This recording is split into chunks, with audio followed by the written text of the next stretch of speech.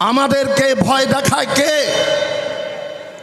আমাদেরকে যারা ভয় দেখায় তারা ভীত। বামেদের যারা ভয় দেখায় তারা ভীত, কারণ বামেরা মানুষের কথা বলে, আর যারা মানুষের কাছে ভোট চায়, মানুষকে ভয় দেখিয়ে তারা প্রকৃত ভীত। যেমন সাপ ভয় পেয়ে কামড়ায়, আমরা যদি একটু সজাগ থাকি, সাপ ছোবল দিতে গেলে মাথার উপর বাড়ি। তাই সাপদের থেকে সাবধান, আর সাপেদের উপর আমরা নজর রেখেছি। আমরা বলতে চাই, 34 বছরের বামফ্রন্ট সরকার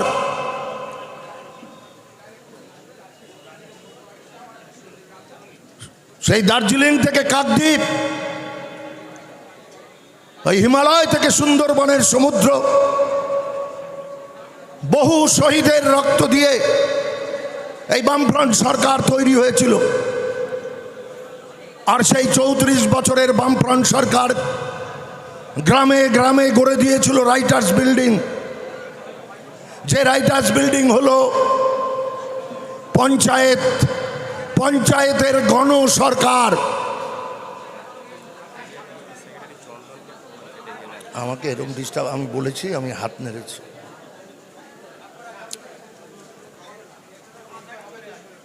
এই গণ সরকার তৈরি করেছিল বামফ্রন্ট সরকার।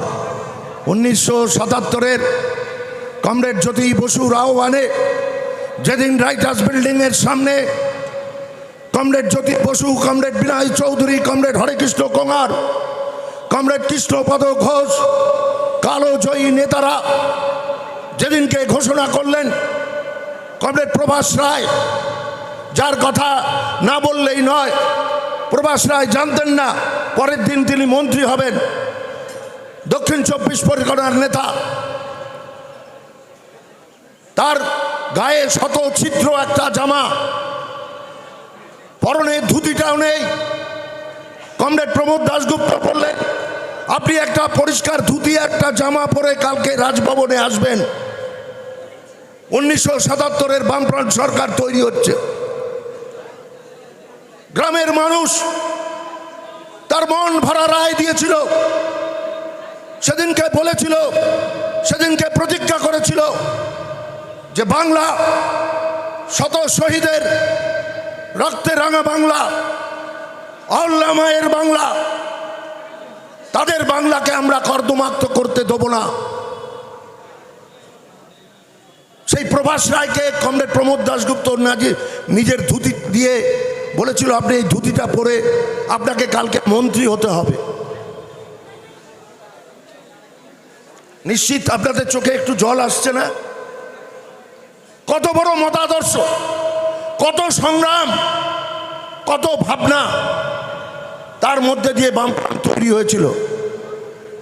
সেই বামফ্রন্টের মূল্যবোধ আমাদের সবচেয়ে বড় সম্পদ কমরেডস। আমরা সেই মূল্যবোধের অনুসারী হয়ে, উত্তরসূরি হয়ে আমরা এই বাম মোর্চা, ইন্ডিয়ান সেকুলার ফ্রন্ট, যারা ধর্ম নিরপেক্ষ, যারা শোষিত, দলিত, ধীবর, আদিবাসী, পিছিয়ে পড়া মানুষ, তাদেরকে নিয়ে তৃণমূল এবং বিজেপির অত্যাচারের বিরুদ্ধে বাংলায় রুখে দাঁড়ালো। নওশাদ সিদ্দিকী এই আইএসএফের চেয়ারম্যান হলেন। তার ডাকে গ্রাম থেকে গ্রামান্তর সাড়া দিল। আমাদের নেতা, আমাদের বামপন্থী নেতারা, কমরেড বিমান বসু, কমরেড মোহাম্মদ সালিম সহ সমস্ত নেতা, বামফ্রন্টের যে কোনো সিদ্ধান্ত হয় কেন্দ্রিকতার মাধ্যমে, গণতান্ত্রিক ব্যবস্থার মধ্যে দিয়ে সিদ্ধান্ত গ্রহণ করলো। আমাদের বৃত্তটাকে বাড়াতে হবে। অনেক মানুষ, পিছিয়ে পড়া মানুষ, তাদেরকে একসাথে করে এই বাংলায় যারা ধর্মীয় মেরুকরণের মধ্যে দিয়ে বাংলাটাকে ভাগ করে দিচ্ছে, যারা দুর্নীতি করে মেধাবী ছাত্রের চাকরিটাকে কেড়ে নিচ্ছে, যারা চাকরি বিক্রি করছে, খালি খাতা ওএমআর শিটে 8 লাখ 10 লাখের বিনিময়ে চাকরি বিক্রি করছে, গ্রামে গ্রামে নেটওয়ার্ক করে আজকে পার্থ চ্যাটার্জি সহ শান্তনু সহ শয়ে শয়ে নেটওয়ার্কার চাকরি বিক্রি করেছে। বাংলার বুকে শিক্ষকের চাকরি, শিক্ষাকর্মীর চাকরি, পৌরসভার চাকরি, ওই পৌরসভার চাকরি বিক্রি করতে গিয়ে ওই সুজিত বোস ইডির ধাওয়া খেয়েছে। যদিও ওদের সেটিং আছে, আসলে কিছু হবে না, তবু মানুষের সামনে আসছে যে পশ্চিমবঙ্গে চাকরি বিক্রি হয়, আর চাকরি বিক্রি করে শাসক দল তার অনুগামীদের মধ্যে দিয়ে। আর সিবিআই ইডি যখন ডাকে তখন তারা হসপিটালে স্থান নেয়। ওই যে মদন মিত্র, ও হসপিটালেই মাসের পর মাস কাটিয়ে গেল, তারপরে কারাগার বাস করতে হয়েছে। জ্যোতিপ্রিয় মল্লিক, মমতা ব্যানার্জি যার পিঠে হাত দিয়ে বললেন আমাদের প্রিয় বালু, বালু রেশন চুরি করেছে, 1.5 কোটি জব কার্ড বিক্রি করেছে, বালু জিতবেই না। বন্ধু, বাংলা জেগে উঠেছে। বাংলার মানুষ যারা শোষিত অবহেলিত তারা একজোট হয়েছে। স্ট্রিম মিডিয়া বহু চেষ্টা করেছে আমাদের সাথে আইএসএফ এর জোটটাকে ভেঙে দেওয়ার।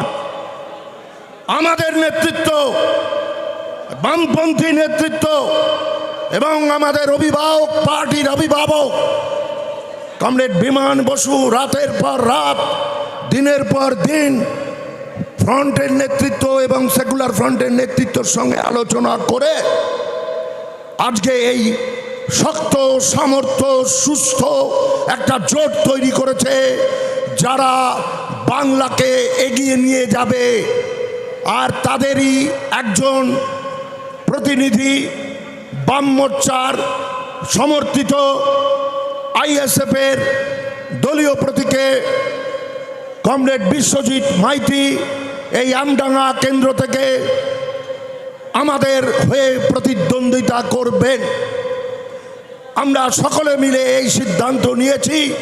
আপনারা কি সবাই একমত যে আমরা একসাথে বিশ্বজিৎ মাইতিকে জেতাবার জন্য হাতে হাত কাঁধে কাঁধ রেখে ওই 29শে এপ্রিল পর্যন্ত লড়াই করব? আপনারা একমত তো? ঠিক আছে, চলুন আজকে এই মুহূর্ত থেকেই আমরা আমাদের মনের প্রস্তুতি, চলবার প্রস্তুতি আমরা শুরু করে দেব। ইতিমধ্যে আমাদের গ্রামে গ্রামে আমরা অনেক পোস্টার করতে পারিনি, আমরা অনেক দেওয়াল লিখন করতে পারিনি, কিন্তু গ্রামের মানুষ যেভাবে আমাদেরকে সাড়া দিয়েছে সেটা মানুষের জোট তৈরি হয়ে গেছে। বিরোধী দল অর্থাৎ এখনকার যে শাসক দল, আমি বিরোধীই বলছি, কাসেম সিদ্দিকীকে দাঁড় করিয়েছে তৃণমূলের পক্ষে। সে থই খুঁজে পাচ্ছে না, জল আর তল খুঁজে পাচ্ছে না। কখনো টুপি খুলে ফেলছেন, কখনো মন্দিরে গিয়ে ওই ভোগ তৈরি করছেন, আবার কখনো কখনো টুপি পরে পীরজাদা সাজছেন। এই বহুরূপীদের থেকে সাবধান। উনি একজন পীরজাদা, আমরা তাকে সম্মান করি, কিন্তু উনি নিজেকে লুকাচ্ছেন কেন? পীরজাদারা তো লুকায় না নিজেকে, উনি ওনার টুপিটা খুলে রাখছেন কেন? ওনাকে আবার বজরঙ্গি ভাইজান বলা হচ্ছে কেন? বজরঙ্গি ভাইজান বলা হচ্ছে কেন? দত্তপুকুরে মৃৎশিল্পী পাড়ায় বেশিরভাগ লোকেরই ভোটের নাম কেটে দিয়েছে বিজেপি। ওখানে একটু বজরঙ্গিদের একটু লাফালাফি আছে, ওখানে গিয়ে ভোগকে বজরঙ্গি ভাইজান।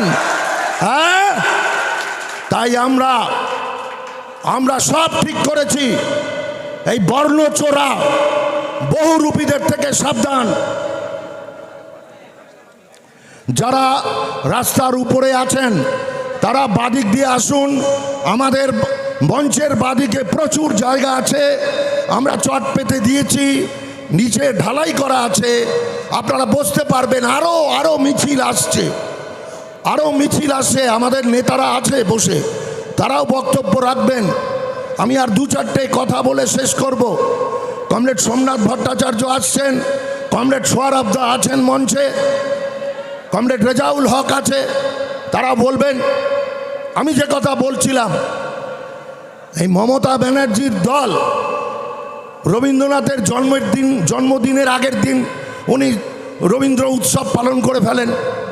উনি কখনো চণ্ডী পাঠ করতে গিয়ে শনি মন্ত্র পাঠ করে ফেলেন, কিন্তু উনি তো সব জানেন, সব জানতে গিয়ে নিজেও সব ভুলে যাচ্ছেন আর মানুষকে শুধু ভুল জায়গায় নিয়ে যাচ্ছেন। মমতা ব্যানার্জি, আপনি ভুল জায়গায় পড়ে গেছেন, আপনি মানুষকে ভুল জায়গায় আর নিয়ে যেতে পারবেন না। নতুন নতুন নাটক করে বাংলার মেয়েদের, বাংলার যুবকদের, বাংলার খেটে খাওয়া মানুষকে আপনি যেভাবে বিভ্রান্ত করেছেন, মানুষকে যেভাবে প্রতারিত করেছেন, মানুষ ফুঁসছে, ঘরে ঘরে ফুঁসছে। বাংলার মানুষের নিজস্ব সম্মান বোধ আছে, তাদের নিজস্ব সংস্কৃতি আছে, তাই আপনাকে সামনে কিছু বলছে না, চটের আড়ালে আরেকটা ৭৭ ঘটতে চলেছে বাংলা জুড়ে। আমরা তাই গ্রামে গ্রামে, শহরে শহরে তৈরি হচ্ছি। একইভাবে এই আমডাঙ্গার এ প্রান্ত থেকে ও প্রান্ত, এক প্রান্তে বীরা চৌমাথা, আরেক প্রান্তে আমাদের নরসিংহপুর দীঘার মোড়, আর আরেক প্রান্তে খুড়িগাছি, আরেক প্রান্তে মরিচা, আরেক প্রান্তে বেড়াবেড়ি। এই বিশাল অঞ্চল, কৃষি প্রধান অঞ্চল, 11টা পঞ্চায়েত আমরা মানুষের কাছে গিয়েছি। মানুষ বলছেন আপনারা শুধু তৈরি থাকুন, ভোটটা গুনে নিয়ে আসবেন, ভোটটা গোনার জন্য আপনারা তৈরি থাকুন। আমরা তৈরি আছি, বাংলার যুবকরা তৈরি আছে, বাংলার যুবকদের আর ধোঁকা দেওয়া যাবে না। আমাদের নেতারা এসে বলবেন এই ভাতাশ্রী গল্প, আমি যদি সব বলি হয়ে যাবে তো। আমি দু চারটা দত্তপুকুরের কথা বলবো। আমি দত্তপুকুরে বসবাস করি। দত্তপুকুর 1 নম্বর 2 নম্বর কাশিমপুর নিয়ে এই দত্তপুকুর এরিয়া কমিটির একটা অংশ আমাদের পার্টি। আমরা গত 15 বছর ধরে আজকে দীঘার মোড়ে আমাদের পতাকা খুলে দিতে গিয়েছে তৃণমূলের দল। আমরা ঝাঁপিয়ে পড়েছি, তখন আমাদের মঞ্চ বাধা হচ্ছে। আমাদের কমরেড চলে গেছেন, সেখানে পৌঁছে গিয়েছিলেন। আমি পুলিশের সাথে যোগাযোগ করি, আমরা বলি আমরা তো আইন হাতে তুলে নিতে চাই না, আপনার পুলিশ কেন অসমর্থ? আপনার পুলিশ কেন অসমর্থ? আমরা যখন রাস্তা দিয়ে ওই বাবরি মসজিদ ভাঙার কালো দিনের মিছিল করতে যাই, তখন আপনার কষ্ট হয়। অনেক পুলিশ দিয়ে ফেলেন আমাদের মিছিলে, যারা হাঁটে তাদের থেকে বেশি। আমরা দত্তপুকুরে যখন কোনো রাস্তা দিয়ে মিছিল করতে যাই, তখন আপনাদের অসুবিধা হয়। আর ওই রামনবমীর ডিজে বাজিয়ে একটা ভয়ঙ্কর নাচ যখন চলে, তখন তো আপনাদের অসুবিধা হয় না। আমি তার বিরোধিতা করছি না, কিন্তু গণতান্ত্রিক দেশে বামপন্থীরা মানুষের আওয়াজ নিয়ে যখন আন্দোলন করে, তখন মমতা ব্যানার্জির পুলিশ, যারা তৃণমূলের ঊর্ধ্বধারী পুলিশ, তাদেরকে দিয়ে আমাদের আন্দোলনকে ভেঙে দেওয়ার চেষ্টা হয়। কিন্তু আমাদের আন্দোলন ভাঙতে পারেনি। আমাদের আন্দোলন চলছে, আমাদের আন্দোলনটা চলবে। আর আন্দোলনটা চলবে বলেই যে ঘুলিয়ে দেওয়া রাজনীতি, মেরুকরণের রাজনীতি, সেই মেরুকরণের রাজনীতিটা আমরা মানুষের কাছে পরিষ্কার করে দিয়েছি। এই দত্তপুকুরের ইতিহাস আছে, আমার জন্ম এখানে, আমার 60 বৎসর কেটে গেছে। দত্তপুকুরে কাসেম ভাই, জামশেদ ভাইরা আমাদের বাড়িতে একসাথে থাকতো। দুর্গাপূজা হলেও তাদের নিমন্ত্রণ থাকতো। আর ঈদ হলে আমার নরসিংহপুরের ভাইরা আর রিসুপাটির ভাইরা আমাদের নিমন্ত্রণ করে, আমরা একসাথে গিয়ে খাওয়া দাওয়া করি। কই আমাদের বাল্যকালে কৈশোর যৌবন, এখন আমরা পৌর হয়েছি, আমাদের তো কোনো অসুবিধা হয়নি। আজকে বাংলাকে ভাগ করে দেওয়ার একটা মাত্র স্লোগান শুধু উঠিয়েছে যে বাংলাকে হিন্দু আর মুসলমান দিয়ে ভাগ করে দেওয়া হবে। আর আমরা এই বাইনারিকে ভাঙবার জন্য, আর বাংলার মাঝে আমাদের রবীন্দ্রনাথের বাংলা, আমাদের নজরুলের বাংলা, আমার সুকান্তের বাংলা, আমাদের এই বাংলায় এই কৃষ্টি, এই সংস্কৃতি আমরা কখনো দেখিনি, আর তাকে সফল হতে দেব না। আর সেই রাজনৈতিক এজেন্ডা নিয়েই আমরা কাজ করছি। নেয়াত একটা নির্বাচনী জনসভায় আমরা কিছু কথা বলে, মানুষকে মিথ্যা কথা বলে আমরা কিছু ভোট প্রচার করতে আসিনি। আমরা আপনাদের কাছে বলতে চাই, আমরা বাংলার সংস্কৃতি এবং বাম সংস্কৃতি এবং ধর্মনিরপেক্ষ সংস্কৃতি সবটাকে এক করে দিয়ে গ্রামের খেটে খাওয়া মানুষের পেটে ভাতের রুজি রুটির সংগ্রাম, এই সংগ্রামটাকেই এই নির্বাচনের এজেন্ডা করেছি, এই নির্বাচনের কর্মসূচি করেছি। সব হাতে কাজ চাই, সব পেটে ভাত চাই, যুবক বেকারের চাকরি চাই। পশ্চিমবঙ্গে বেকারত্বে স্বাধীনতার পরবর্তী সময়কালে সবচেয়ে বেশি বেকারত্ব চলছে ভারতবর্ষেও এবং পশ্চিমবঙ্গেও। এই পশ্চিমবঙ্গের বেকারত্ব আজকে যুবক যুবতীদের কাছে এক বিশেষ জ্বালা। ছাত্র ড্রপ আউট, কলেজগুলোতে স্নাতক স্তরে অর্ধেকের বেশি সিট ফাঁকা থাকে। আমরা বলতে চাই, বাম আমলে যখন 6 লক্ষ 7 লক্ষ মাধ্যমিক পরীক্ষার্থী, উচ্চ মাধ্যমিক পরীক্ষার্থী এবং যারা স্নাতক পড়তে যেত কলেজে গিয়ে লাইন দিতে হতো, আজকে সেই জায়গাটা অর্ধেক হয়ে গেছে। বাংলার শিক্ষা ব্যবস্থাটা একটা ড্রপ আউট শিক্ষা ব্যবস্থায় পরিণত হয়েছে। বাংলায় 8,000-এর উপর প্রাথমিক এবং মধ্য প্রাথমিক স্কুল বন্ধ করে দেওয়া হয়েছে। বাংলায় বহু স্কুলে এখন ছাত্র সংখ্যা 40-এর নিচে চলে গেছে। পরিযায়ী শ্রমিক বলে নতুন একটা শব্দ আমদানি করা হয়েছে। ওই সিঙ্গুরের টাটা শিল্প চলে যাওয়ার পর নয়াচরে কেমিক্যাল হাব করতে না দেওয়ায় বাংলার বুকে যে বেকারত্ব দেখা দিয়েছে, সেই বেকারত্বের জ্বালায় 8 পাস, 7 পাস, 6 পাস, 10 পাস ছেলেমেয়েরা এক রাজ্য থেকে আরেক রাজ্যে পাড়ি দিচ্ছে। আর তাদের মৃতদেহটা সেই কফিনে করে পুরুলিয়া, মুর্শিদাবাদ, কখনো বা 24 পরগনায়, নদিয়ায় ফেরত আসছে। এই ফেরত যাওয়ার রেজাল্টটা আমরা এবারের নির্বাচনে দেব। আমরা তাই বলতে চাই, আজকের যে সভা, এই সভায় অনেক মহতী বক্তা বক্তব্য রাখবেন। আমাদের মধ্যে উপস্থিত হয়েছেন কমরেড সোমনাথ ভট্টাচার্য, কমরেড সোহরাব মণ্ডল, কমরেড রেজাউল হক সহ অনেক নেতৃবৃন্দ এবং বিশ্বজিৎ মাইতি সহ অন্যান্য নেতৃত্বরা এই সভায় উপস্থিত হবেন। যারা পিছনে দাঁড়িয়ে আছেন তাদেরকে বলবো, বাদিকে অনেক জায়গা আছে, অনেক অনেক শ্রোতা, অনেকেই সবার যারা অংশগ্রহণকারী তারা আসছেন, তাদেরকে সুযোগ করে দিন। সবাইকে ধন্যবাদ জানিয়ে এই সভার সাফল্য কামনা করে আমি আমার লাল সালাম জানিয়ে আমার বক্তব্য শেষ করছি এবং সবার অভ্যন্তরে প্রবেশ করছি। অন্যান্য বক্তাদের তাদের কথাবার্তা শোনবার জন্য আপনাদের কাছে আহ্বান করছি।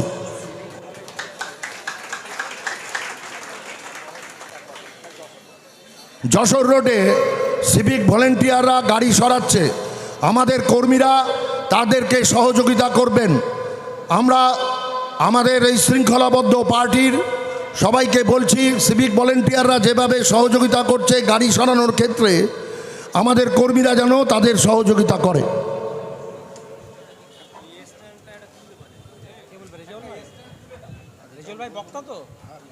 তাহলে দিয়ে দেন রেজল ভাইকে, তারপরে সোমনাথদা বলবে। সোমনাথদা চলে যাবে, তারপরে আমি বলবো। সোমনাথ দেখুন বলবেন না, তাহলে রেজল ভাইকে দিন।